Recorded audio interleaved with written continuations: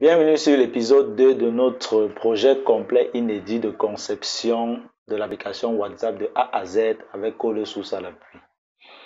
La dernière fois, lors du premier épisode, nous avons initialisé notre projet Expo et nous étions ici où nous avons tapé la commande YARN Start pour lancer notre serveur de développement. Et nous avons vu, c'est la commande Expo Start, comme nous l'avions expliqué sur le package.json lors de la présentation de tous nos fichiers meublant notre projet. Donc, nous avions donc le navigateur qui a ouvert notre serveur local au port localhost 19002. Voilà, en localhost au port 19002 dans local. Maintenant, nous avons la même chose ici sur notre terminal. Et comme je disais la dernière fois, je préfère toujours scanner le code QR à partir du navigateur parce que je trouve que c'est un peu mieux présenté là-bas. Donc je vais splitter mon terminal. Voilà, vous voyez déjà ici, quand le serveur de développement est lancé, vous ne pouvez plus travailler dessus, c'est-à-dire par exemple taper vos commandes ou installer des librairies. Donc on laisse le terminal, le serveur tourner ici et on peut splitter notre terminal le temps qu'on veut pour faire d'autres choses, comme vous allez voir par la suite. Donc la dernière fois on était à l'initialisation du projet. Maintenant aujourd'hui nous allons travailler sur l'entête. L'entête, c'est quoi? C'est le titre de l'application qui est WhatsApp, l'icône de l'application, l'icône de recherche et les 3 points verticaux qui sont sur l'application originale. Et par la suite, après cet épisode, on fera les onglets dans la barre d'onglets supérieure qui contient l'icône de la caméra, l'onglet discussion, statut, appel, etc. Donc on ira au fur et à mesure jusqu'à la réalisation complète de l'application, pas à pas. Tous les codes seront écrits, on ne sautera aucune étape. Donc, n'hésitez pas à vous abonner déjà si vous ne l'avez pas fait pour être notifié lors de nos prochaines vidéos. Donc, je vais scanner le code QR. Ici, nous utilisons un téléphone Android comme émulateur physique. Vous pouvez utiliser un téléphone Android comme dans notre cas présent, ou alors utiliser un téléphone iPhone, ou alors utiliser une tablette Android ou une tablette iPad, ou utiliser un émulateur virtuel, par exemple un émulateur de Visual Studio Code ou un émulateur de Android Studio. Tout émulateur marchera proprement. Donc, comme vous pouvez le voir sur notre téléphone physique, vous pouvez voir l'écran. Nous allons sur Play Store, nous téléchargeons Expo. Ici, nous l'avons déjà fait pour économiser un peu de temps. Nous allons juste ouvrir notre application. Sur le système d'exploitation iOS, vous pouvez juste télécharger Expo aussi, Expo ou Expo Go. Ça dépend de votre système d'exploitation. Donc, vous tapez Expo sur l'App Store ou sur le Play Store. Et vous vérifiez bien que c'est la même icône que vous avez, vous téléchargez. Et on va cliquer sur Ouvrir. Sur Android, on clique sur Ouvrir. Mais sur iPhone, le code sera scanné à partir de la caméra de l'iPhone. Et la caméra, en scannant le code, va nous demander si on veut ouvrir avec Expo. Et nous allons cliquer. Bien évidemment, nous allons accepter et l'application s'ouvrira. Maintenant sur Android, voilà. Une fois que nous avons ouvert Expo, vous voyez il y a le scan QR code. Donc on nous demande de scanner le code QR. Ce qu'on va faire, on clique sur scan QR code. Ça nous demande si on veut autoriser. On autorise et on scanne, on cadre de façon automatique, de façon instantanée. Le code QR est scanné. Vous pouvez voir ici notre application qui se charge sur notre téléphone, le pourcentage. Vous pouvez aussi voir la même chose ici sur notre terminal. Donc ici nous aurons une sorte d'interface pour le débogage, c'est-à-dire s'il y a un problème, on pourra avoir les informations ici, de même que sur notre terminal aussi. Voilà. Donc, l'utilisation d'Expo est très simple. Ce qu'il faut aussi savoir, c'est que vous pouvez avoir plusieurs téléphones sur lesquels vous testez votre application. À partir du code QR, vous le scannez juste et vous pouvez l'utiliser. Vous pouvez voir en temps réel tous ces téléphones connectés, tous ces émulateurs connectés peuvent voir en temps réel les modifications qui seront effectuées sur notre application. Donc ici, le Expo est en train d'installer notre application dans le téléphone et nous pourrons voir le modèle que nous avons, que Expo nous a téléchargé, le modèle Tabs TypeScript, voilà, en code TypeScript et le modèle des onglets, voilà. Donc on pourra voir notre application, le modèle qu'il nous a installé et c'est à partir de ce modèle-là que nous allons continuer le développement de notre application. Donc ça nous fait une économie de temps et de lignes de code à taper parce qu'on a déjà quand même une architecture assez solide, assez robuste pour développer notre application.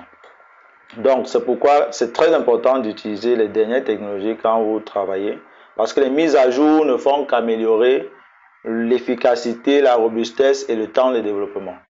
Donc, vous pouvez voir ici sur notre terminal, l'application est en train d'être tournée sur notre téléphone Infinix X652B. Nous fermons le pop-up de l'application sur notre téléphone. Vous pouvez voir le modèle qui a été téléchargé, le titre pour le premier onglet. Les onglets sont en bas, Tab 1 et Tab 2. Si je clique sur Tab 2, vous voyez, le titre en haut va changer. Je reviens sur Tab 1. Vous pouvez lire le titre Tab 1 Title. Vous pouvez lire le contenu Tab 1. Si je clique sur Tab 2, vous voyez, le titre est maintenant Tab 2 Title et le contenu Tab 2. Donc, on va revenir sur Tab 1. Maintenant, à partir de cela, on a déjà des onglets. On a déjà un titre. On pourra donc aller pas à pas modifier ce modèle pour avoir notre header, notre titre, notre en-tête, WhatsApp et nos deux icônes. Et par la suite, on aura tout ce qu'on veut sur notre écran. Voilà. Donc, pour faire cela, première des choses, nous devons aller dans la navigation index.tsx. Une fois que nous sommes dans index.tsx, au niveau de Redirection False, vous voyez, au niveau de Screen Options, dans la fonction Route Navigator, on a Redirection qui est à False. Redirection False, ça veut dire quoi? Ça veut dire que notre header n'est pas visible et invisible. Vous allez voir que quand nous allons le modifier, le header par défaut qui a le name route viendra, se mettra au-dessus de ce que nous avons là. Et c'est ce header là donc que nous allons travailler en le modifiant en WhatsApp et en modifiant le fond de l'écran et en ajoutant nos icônes, nos deux icônes qui sont à la droite. Donc, premièrement, nous allons commencer par travailler sur le fond, voilà, l'image, le background de notre header, voilà, de notre en-tête. Et pour cela, nous allons lui appliquer un style en Screen Options en faisant juste header style. Merci l'autocomplétion. Vous voyez, il y a l'autocomplétion parce que ce ne sont pas des fonctions, qu'on invente. Toutes ces fonctions que nous allons écrire, vous pouvez les retrouver facilement sur Google en tapant React Native, en allant sur le site officiel ou en allant consulter toutes les documentations, les innombrables documentations que vous pourrez trouver sur Google. Donc, toutes ces fonctions sont bien expliquées pour voir toutes leurs caractéristiques. Nous allons expliquer au fur et à mesure, dans ce cas pratique, donc on va apprendre par la pratique les éléments que nous allons utiliser qui nous serviront. Donc, à header style, donc, on va lui attribuer un background color. Actuellement, on va d'abord tester en mettant juste une couleur au hasard, puisque nous devons avoir cette couleur-ci, la couleur par défaut de WhatsApp, qui est une sorte de vert que nous avons préparé pour vous. Maintenant, ici, nous allons enregistrer. Et quand nous enregistrons, vous pouvez voir automatiquement que la couleur de notre header a changé en rouge comme nous avons défini et que le header par défaut, l'entête par défaut est bien route, comme je le disais tantôt. Donc, maintenant qu'on a cela, ce n'est pas la meilleure façon ici de modifier les couleurs de notre background.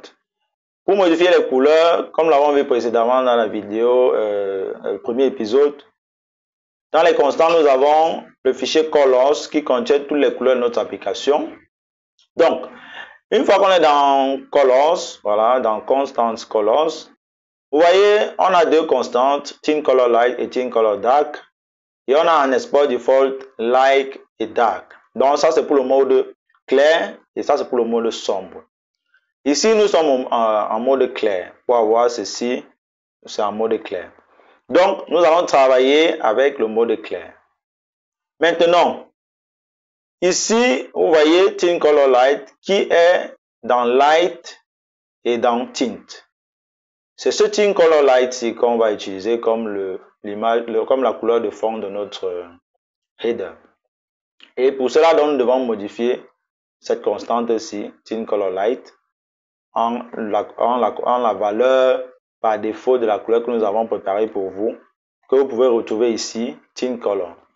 Donc, je vais faire un copier de ce code hexadécimal, ce code de couleur hexadécimale. Je vais le coller ici. Je vais enregistrer pour que les modifications que nous ferons ici puissent être prises en compte. Sinon, si on n'enregistre pas les modifications, on ne pourra pas avoir donc le changement lorsque nous travaillerons ici. Maintenant, pour avoir les paramètres, les éléments que nous avons ici, dans notre code, ici dans un autre fichier, nous devons d'abord importer ce fichier-ci dans celui-ci, où nous voulons qu'il agisse. Et pour cela, nous allons dans nos imports. Nous allons juste en haut, dans nos imports, nous allons importer le fichier colors. Voilà. On va faire un import colors. Voilà. L'autocomplétion nous propose déjà le chemin de colors. Si je valide, je vais expliquer maintenant. Donc, on importe colors, ce fichier, qui est dans quoi?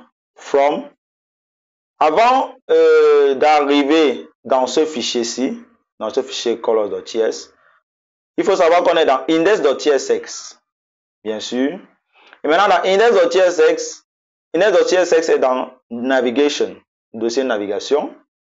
Maintenant, pour quitter de index.tsx et arriver dans colors.ts, il fallait qu'on sorte d'abord du dossier navigation avant d'entrer dans le dossier constant pour retrouver le fichier colors.ts.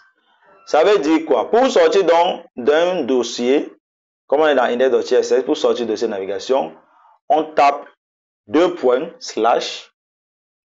Une fois qu'on est là, on a donc tapé deux points slash, on est maintenant hors du dossier navigation et on peut facilement entrer dans le dossier constant. On entre dans le dossier constant et slash et on entre dans le fichier colors.ts et voilà donc le chemin où nous pourrons retrouver notre fichier colors.ts. Une fois qu'on a importé notre fichier colors.ts,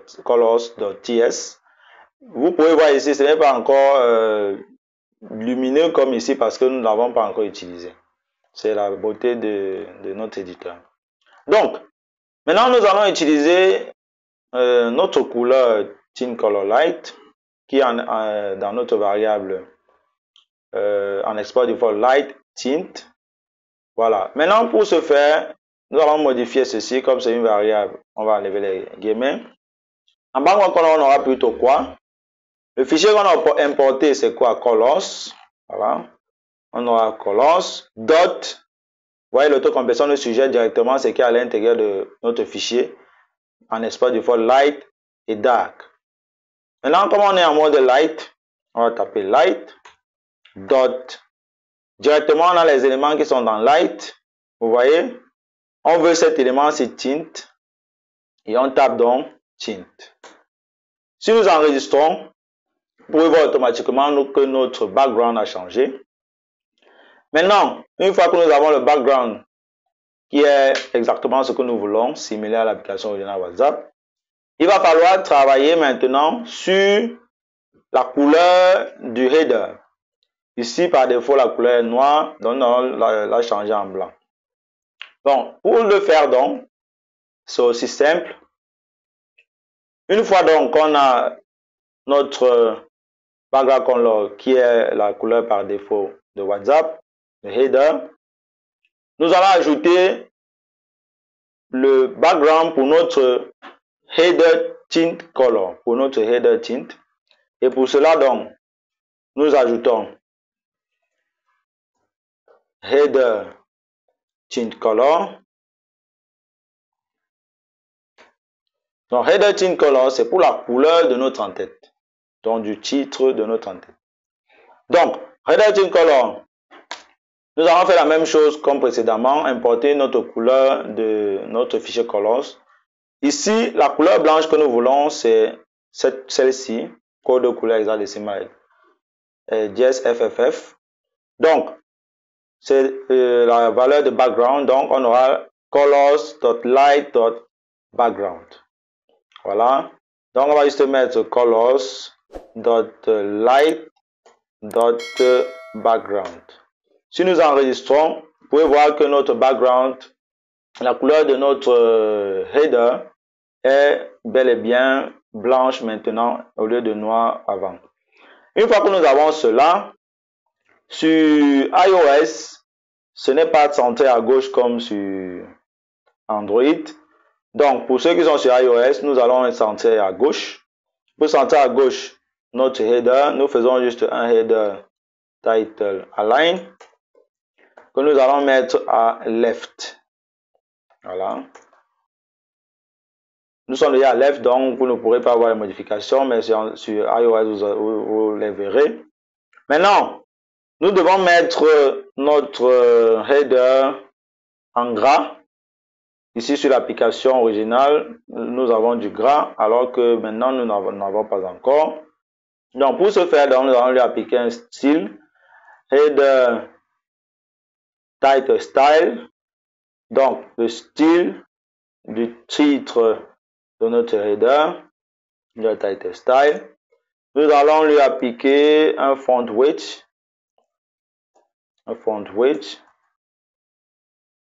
Qui sera bold. Voilà. Si nous enregistrons, nous pouvons voir que notre header est maintenant en gras. Voilà, bien visible, lumineux. Maintenant, une fois qu'on a fait cela, nous devons changer le nom de notre header, actuellement qui est root, pour qu'il soit maintenant WhatsApp, qui est le nom de notre application. Voilà. Pour ce faire, donc, c'est très simple. Nous n'allons pas le modifier directement ici en dur, mais nous allons appliquer un style sur ce start screen. Voilà.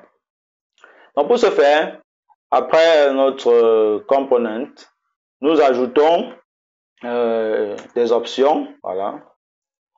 Ces options qui prendront des paramètres. Donc, on a affaire à notre titre. Voilà, le titre qui est dans notre application, qui est tout simplement WhatsApp. Si nous enregistrons, vous voyez directement, automatiquement, nous avons notre titre WhatsApp. Ensuite, une fois qu'on a déjà notre couleur de fond, par défaut, notre titre WhatsApp, à gauche, il faut maintenant qu'on ajoute nos icônes, l'icône de recherche et les 3 points verticaux à droite. Pour ce faire, c'est aussi simple. Étant donné que en React Native, tout est question de vue, nous allons placer nos icônes dans une vue pour bien les disposer. Et pour ce faire donc, nous devons les mettre d'abord vers la droite. Voilà, les décaler d'abord vers la droite en faisant juste un header right. Voilà. Le header right donc qui va nous renvoyer, qui sera une fonction qui va nous renvoyer une vue. Fonction fléchée JavaScript pour ceux qui connaissent. Donc nous aurons dans nos vues. Voilà. Nous devons importer notre view. de export theme. Voilà. Autocomplétion. Non, view, V majuscule. Faut faire attention avec cela. Import view. Voilà, from component themes. Donc, si vous regardez en haut, on a import view from components theme. Donc, si vous n'avez pas cela, ça veut dire que vous n'avez pas importé avec succès votre vue. Et sinon, si vous n'avez pas d'autocomplétion, vous pouvez juste taper dans les imports, import view from ././components/theme. Et vous mettez là le point virgule et vous aurez bien vous pourrez maintenant faire appel à votre vue. Voilà, donc ici, donc, nous allons mettre nos deux icônes. Maintenant, ces icônes-là, comment les avoir? Vous allez juste sur Google, voilà, vous tapez Expo Icons, et vous cliquez juste sur icon.expo.fyi. Vous cherchez l'icône que vous voulez, par exemple, ou bien vous brossez ici, ou bien vous filtrez, vous faites un filtre, vous choisissez la famille, si vous connaissez la famille de l'icône que vous voulez utiliser. Par exemple, si je cherche l'icône accueil, home, et que je choisis cette icône-ci, vous voyez le nom de l'icône, home, l'icône en lui-même. Voilà comment on l'utilise. On importe d'abord notre icône, la famille de notre icône. Import la famille from Expo Vector Icons. C'est ce que nous allons faire. Et ensuite, voilà comment on l'affiche, comment on render notre component. On met la famille de l'icône, le nom de l'icône, la taille si on veut, ou on met la taille qu'on veut, et la couleur si on veut, ou on met la couleur qu'on veut. Déjà que la couleur par défaut, c'est la couleur noire, voilà, et la taille par défaut, c'est la taille 24. Ok, une fois donc que vous savez comment on fait, pour gagner en temps, nous allons mettre directement les icônes que nous avons préparées.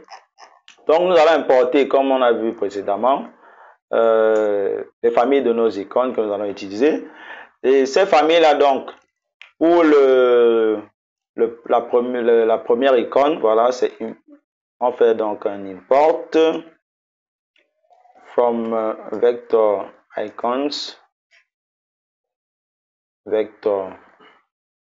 expo vector icons. Première icône, première famille, Octicons, sur l'autocomplétion, et deuxième famille, Material Community Icons. On n'a pas encore utilisé, c'est pour ça que ce n'est pas encore souligné, voilà. Maintenant, on va les appeler ici, voilà. Première icône, qui est l'icône de recherche, c'est la famille Octicons. Donc, une fois qu'on a Octicons, le nom de l'icône qui est Search, voilà. Ensuite, on a la taille par défaut qui est, attention à l'autocomplétion, qui est 24. Ensuite, on va l'avoir laissé comme ça pour voir la couleur par défaut, comme on a dit. Voilà.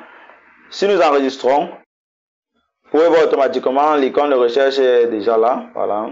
Avec un fond blanc, on va régler ça plus tard, ne vous inquiétez pas. On appelle notre deuxième icône Material Community Icons, dont le nom est tout simplement .vertical. Ensuite, on a la même taille. C'est toujours bien de mettre la même taille. Et ensuite, on ferme notre balise. Si on enregistre, on a notre icône, nos 3 points verticaux qui apparaissent aussi sur un fond blanc. Bon, on a vu ici que nos icônes apparaissent sur un fond blanc et que la couleur par défaut c'est la couleur noire. Nous allons d'abord changer les couleurs pour les mettre en blanc. On va mettre du blanc sur du blanc et on va régler le problème plus tard en changeant le background. Donc, on va juste appliquer un color qui sera white. Voilà. On aura white comme couleur par défaut. White. Voilà. Si j'enregistre, ouais, vous allez voir l'icône de recherche a disparu. Je copie, je colle la même couleur ici. J'enregistre, les 3 points verticaux disparaissent puisque c'est du blanc sur du blanc. Maintenant, pour changer la couleur de fond de nos icônes, pour avoir la même couleur homogène, voilà. On va juste appliquer un style à notre vue, voilà. Pour cela, donc, on va faire un style, voilà. Un style qui, lui, aura un background color que sera la même couleur que la couleur de fond dont on a utilisé, qui sera cette couleur-ci. Voilà. On pourrait écrire autrement, hein, comme vous le savez déjà. Donc, OC6157. Si j'enregistre déjà, vous voyez la couleur de background a changé. On voit bien nos 2 icônes qui sont maintenant blanches. Maintenant, si vous regardez ici, nos icônes sont alignées horizontalement, alors que sur notre application, les icônes sont alignées verticalement. Donc, on va les aligner horizontalement. Pour ce faire, nous allons leur appliquer un flex direction qui lui sera en row. En row, voilà. Si nous enregistrons, vous voyez maintenant nos icônes sont alignées sur l'horizontale. Ensuite, vous voyez, nos 2 icônes sont un peu séparées. Voilà, il y a un peu d'espace entre nos 2 icônes. Nous allons donc ajouter un peu d'espace entre nos 2 icônes. L'espace que nous allons ajouter aura une épaisseur de 60 par exemple. Voilà. Et nous allons donc appliquer un Justify Content pour que notre espace soit pris en compte. On va les justifier en space between, donc espace entre eux. Voilà, maintenant on a un décalage entre nos 2 icônes. Si vous regardez bien sur notre application originale, on a un peu d'espace entre le bord de l'application et les 3 points verticaux. On va les ajouter un peu aussi sur notre application pour reproduire assez fidèlement l'application originale. Voilà. Pour ce faire, nous allons lui appliquer juste un margin right. Voilà. Donc une marge à droite. Et nous allons mettre la marge par exemple à 10. Voilà. Si nous enregistrons, vous voyez, il y a un décalage maintenant entre les 3 points verticaux et le bord de l'application. Donc, nous avons fini le header de notre application. Et maintenant, il sera question par la suite de continuer avec les onglets de notre application, la barre d'onglet supérieure de notre application. Et voici toutes les étapes qu'on parcourra.